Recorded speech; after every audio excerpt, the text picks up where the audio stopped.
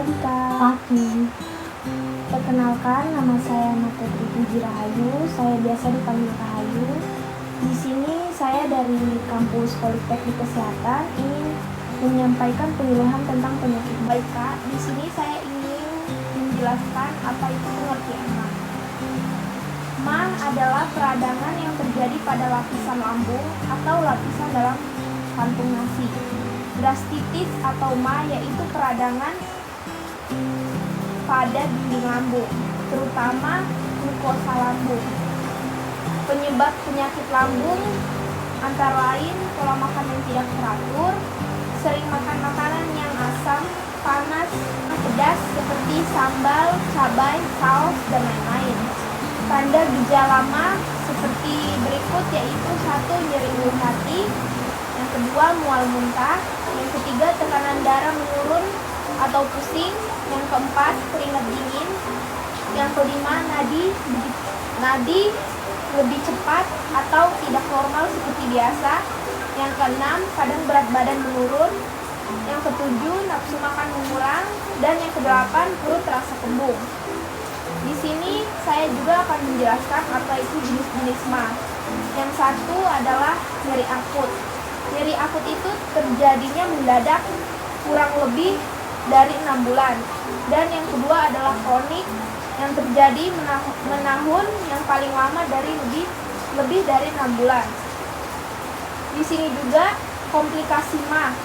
Komplikasi MAH adalah pendarahan saluran cerna bagian atas yang merupakan kedaruratan medis. Terkadang pendarahan yang terjadi cukup banyak sehingga dapat menyebabkan kematian. Penyebab kematian untuk penderita komplikasi lambung atau MAH biasanya terjadi karena luka alkus pada dinding lambung. Yang kedua, kebocoran pada dinding lambung. Yang keempat, gangguan penyerapan makanan. Dan yang kelima, gangguan cairan dan elektrolit pada kondisi muntah hebat. Di sini juga ada penanganan untuk penderita penyakit MAH atau pencegahannya sebagai berikut. Mengatur pola makan dengan baik dan teratur. 2. Menghindari makanan yang merangsang kerja lambung, misalnya makanan pedis dan asam. Yang ketiga, makanan tidak boleh terlalu panas ataupun dingin. Yang keempat, hindari minuman alkohol. Dan yang kelima, mengurangi stres dengan mendekatkan diri kepada Allah. Dan yang terakhir, berolahraga secara teratur. Di penjelasan saya sampai di penanganan, apakah ada pertanyaan dari kakak? Kalau begitu kakak paham ya dengan apa yang saya jelaskan? Ya.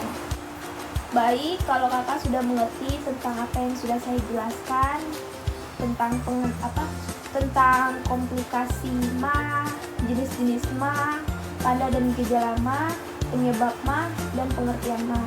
Di sini saya ingin menyampaikan penanganan atau pencegahan MAH yang bisa kita lakukan di rumah. Yang pertama, segera makan jika MAH atau keluhan itu timbul. 2. Minum air hangat yang manis sebelum makan jika mual. Yang ketiga, makanan yang agak lunak. Dan yang keempat, makanan dengan porsi sedikit namun sering. Di sini juga selain kita bisa menangani perawatan MAH di rumah, ada pun racikan tradisional untuk mengatasi MAH.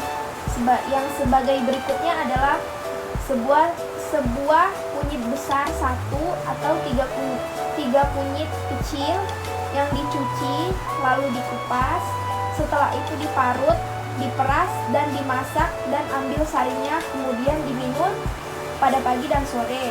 Dan yang kedua, ambil sepucuk kembang cempaka putih yang masih kuncup sebelum mekar, kemudian rebus dengan air 1 gelas.